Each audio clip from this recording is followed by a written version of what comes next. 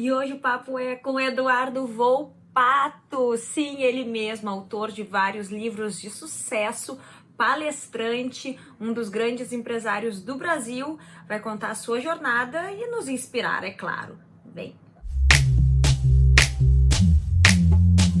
hoje estamos aqui nada mais, nada menos com o Eduardo Volpato, que tem uma história de vida incrível, que nos estimula a sempre buscar a nossa vitória, o nosso propósito, o nosso melhor, e vai dividir aqui com a gente a sua história e nos dar uns insights, né? Umas dicas, Eduardo, porque eu já tô de olho no que tu vai me ajudar Com hoje. certeza, com certeza, Ali. É uma honra, né? Uma honra ter sido convidado por você, é uma honra estar aqui falando para você que está em casa, né? Falando um pouquinho sobre esse livro, sobre essa obra, que hoje é o livro mais vendido do Brasil, né? Com muito orgulho. E falando de como eu comecei, né, Ali? Porque eu comecei a trabalhar muito jovem mesmo, aos 10, 11 anos de idade, eu já estava trabalhando com meu pai, num trabalho insalubre, ou seja, trabalhava desde abrindo buracos em paredes até fazendo instalação elétrica. Meu pai tem uma descendência italiana, né? E filho de italiano é mão de obra de graça, né? Então eu era aquela criança, aquele guri que cresceu trabalhando com o pai, né? E era um trabalho desafiador, só que ali, aos 16 anos de idade, ali eu tomei a minha primeira decisão, uma primeira decisão que foi uma das principais decisões da minha vida, que foi não trabalhar mais com meu pai e começar a trabalhar por conta própria. Então, com 16 anos, eu simplesmente disse que não iria mais trabalhar com ele, só que eu tinha que trabalhar, porque eu tinha que ajudar em casa, né? E o que eu ia fazer? Foi ali que eu peguei um dinheiro emprestado com uma pessoa, com um tio meu para comprar uma maletinha de ferramenta. E com essa maletinha de ferramenta eu saía batendo de porta em porta pelas ruas de Porto Alegre. Essa decisão que tu tomou de abrir mão de trabalhar com o teu pai já deve ter sido muito difícil para ti. Ela Foi, foi algo que tu foi. amadureceu, tu acordou um dia. Como é que foi? É, Porque muitas vezes as pessoas elas têm muita dificuldade de dar, né? exatamente. Eu já vinha, na realidade, desde os 14 anos, eu já não queria trabalhar mais com ele, já vinha arrumando formas assim de que eu não gostava, porque além de ser um trabalho muito complexo, muito insalubre, meu pai gritava comigo o tempo inteiro, então era muito estressante. Mas então essa decisão já veio sendo até que um dia eu resolvi, eu já estava namorando a minha esposa, eu já comecei a namorar ela lá com 16 anos, né? Desculpa que eu vou ter que te perguntar, porque a gente tem que saber, Sim, né? sim. Eu comecei aos 16 anos com ela num grupo de jovens CLJ da Igreja Católica na época e a gente está até hoje. Então aí a gente está há 26 anos juntos, né? Bastante tempo, Uma né? história de sucesso no relacionamento também. Muito da minha esposa e do meu relacionamento familiar contribuiu para o sucesso, né? Porque eu acredito que o sucesso começa em casa. Eu não vou vencer na rua se eu não vencer dentro da minha casa primeiro, né? Então, o meu networking começa em casa. Eu até digo para as pessoas, qual é a primeira coisa que você fala para a pessoa que passou a noite inteira com você? Porque ali começa o teu networking. O teu networking não é só lá na rua, o teu networking é dentro de casa. De que forma você se vende como marido ou como esposa para o teu cônjuge, né? Mas foi justamente aí com 16 anos que eu resolvi trabalhar por conta própria, e daí eu não sabia o que fazer. A única coisa que eu tinha era um conhecimento de manutenção elétrica. Peguei uma caixa de ferramenta, comprei uma caixinha de ferramenta com alguns alicates, fita isolante e saí. E literalmente, isso era no início dos anos 90, sabe? Não existia celular ainda, os telefones não. Naquela época que telefone era um patrimônio, o telefone custava uma fortuna, né? Não se tinha telefone como se tem hoje.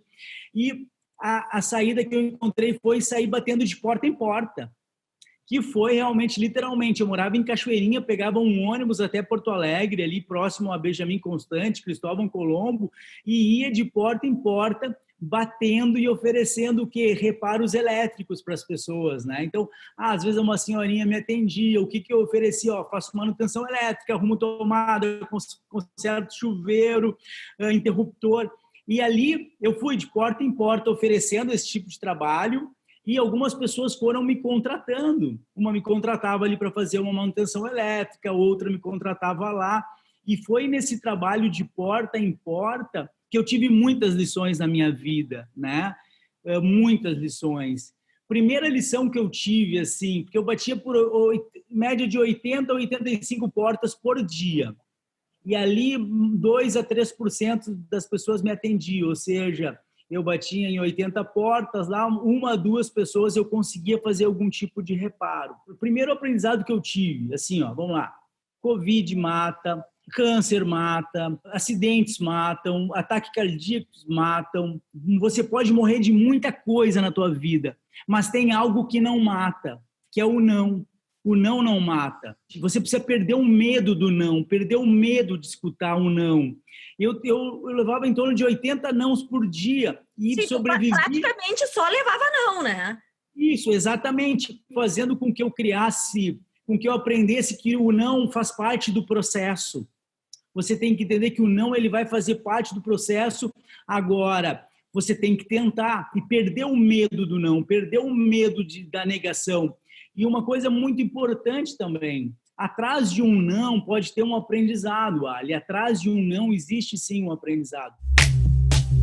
Sabe que lá no início dos anos 90, isso era 91, 92, era muito comum os rapazes ter cabelo comprido, sabe? E eu tinha cabelo comprido. E ali de tanto levar não, e algumas pessoas me xingavam e tal, eu tive uma ideia, eu vou cortar o cabelo e vou ficar mais apresentado. Ou seja, depois que eu cortei o cabelo, comecei a receber um pouquinho mais de sims. Ainda levava muitos não. Quanto ao não, tu falou em não ter medo do não, em fazer parte do processo.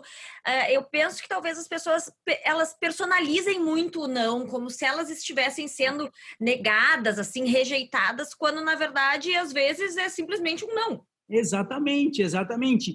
E o não, e muitas vezes esse medo do não faz com que as pessoas deixem de tentar, entende? Agora, se você não tenta, daí que você tem um não permanente. Porque o não você já tem. Quando você tenta, você está buscando o sim. Então, a grande questão do medo de levar o não é esse, que muitas vezes as pessoas deixam de tentar por causa desse medo. E sabe, deixa eu te contar um episódio bem interessante, lá com 16 anos que aconteceu. Eu fui fazer toda uma manutenção elétrica numa casa, fiz toda a manutenção elétrica, arrumei interruptores, fiquei praticamente o dia inteiro trabalhando naquela casa. No final do dia eu recebi, a senhora muito gentil me pagou e tal, só que quando eu estava saindo ela olhou, viu a maletinha de ferramenta, viu ali a furadeira e disse, meu rapaz, você não pode colocar mais 3 quadros para mim aqui na sala? E daí lá fui eu, claro, com certeza, lá fui eu mais 2 horas para poder instalar esses 3 quadros, para poder ficar no nível, para poder ficar retinho. É extremamente trabalhoso fazer isso, para quem já fez, sabe o que eu estou falando. E depois que eu terminei de colocar os quadros, ela queria saber quanto que eu ia cobrar mais. E eu disse, não, eu não vou lhe cobrar nada, vai ficar como cortesia, até porque vocês já pagaram a manutenção elétrica, mas ela insistiu, queria pagar de qualquer jeito. Eu disse, não, a senhora não vai pagar. E daí acabou que eu não aceitei receber nada daquela senhora. Mais ou menos, uma semana depois, me procura um senhor que era dono de uma rede de farmácias. Ele tinha 31 lojas na época. E ele foi muito bem recomendado por essa senhora. Ela me indicou assim de uma forma tremenda para ele, para que eu pudesse prestar serviço para todas essas lojas, para toda essa rede de farmácia. Então, ela falou tão bem para esse senhor de mim, tão bem, que ele acabou me contratando. E ali eu fechei o meu primeiro contrato para fazer manutenção em 31 farmácias, fazer manutenção elétrica, de telefonia e de redes, né?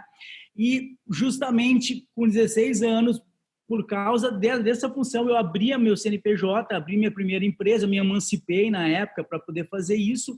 E agora, para você entender um outro aprendizado que eu trouxe dali, você sempre tem que trabalhar mais do que a sua obrigação.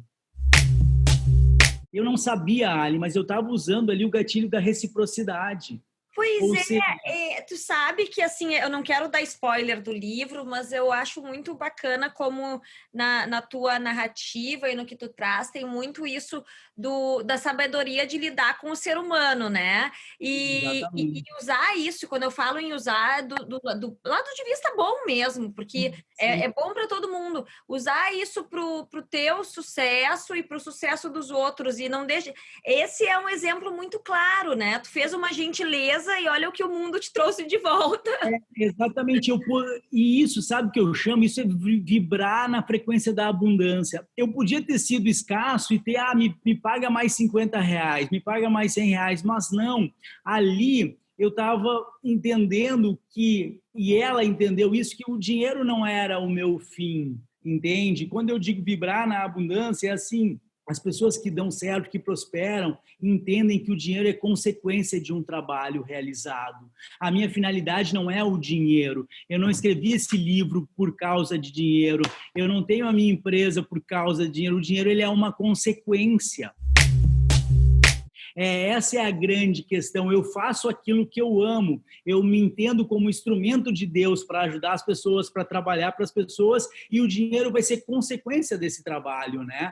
Então, quando eu digo uma lição extraordinária, é sempre você fazer mais, a mais do que você é pago para fazer, porque naquele momento você vai ativando gatilhos de reciprocidade que as pessoas, de alguma forma, vão te favorecer amanhã ou depois. E eu sempre usei isso no meu início de carreira, sabe? Quando você tiver a oportunidade, deixa o troco por garçom. Quando você tiver, paga almoço para alguém, paga café para alguém, se começa a vibrar na frequência da abundância, que o universo ele te retribui. E foi ali batendo em porta que eu tive essas lições. Naquele momento em diante eu já tinha um contrato. Uma certa vez eu estava fazendo manutenção elétrica numa casa que eles tinham arrombado a casa e levaram toda a fiação. Destruíram a parte elétrica, arrancaram os fios, arrancaram as tomadas, e um senhor me contratou para ir lá fazer uma reforma elétrica, né?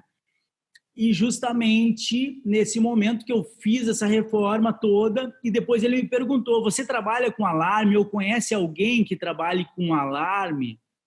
E eu disse para ele: olha, eu não trabalho com alarme, não conheço ninguém que trabalhe com sistema de segurança, mas eu posso descobrir isso, eu posso aprender isso, eu posso resolver esse problema, né? E foi justamente aí que ele topou: não, então estuda um sistema de alarme para mim aqui. E daí, ali, ninguém trabalhava com alarme no início dos anos 90, né? Eu peguei um ônibus... Era bem outra, né? Exatamente. E peguei um ônibus, fui a São Paulo, né? Fui a São Paulo, lá aprendi, arrumei um fornecedor de alarme, aprendi a instalar, peguei o ônibus de volta, 20 horas para ir, 20 horas para voltar de ônibus. Só sei que eu trouxe esse sistema de alarme e instalei para esse senhor. E ali, naquele momento, eu descobri que o Oceano Azul seria começar a instalar alarmes, porque manutenção elétrica muita gente já fazia, era Oceano Vermelho, entendeu? Então, era uma coisa comum já naquela época, né? Agora, sistemas de segurança, não. E ali que eu tive esse insight, né, de começar a trabalhar com sistema de segurança. E empreender é resolver problemas, é resolver o problema de alguém. Sempre que você está resolvendo um problema de alguém, você está empreendendo. Se você foge de problemas, você não vai empreender, entende? Qual é a solução que você tem para o mundo? Empreender é trazer uma solução para o mundo, né? E naquele momento que eu abracei essa causa de fornecer esse sistema de alarme, que eu comecei a trabalhar com alarme, e daí eu comecei a vender alarmes para vários clientes, né? Vários clientes que eu já fazia manutenção elétrica, e num desses clientes surgiu uma outra oportunidade, Ali.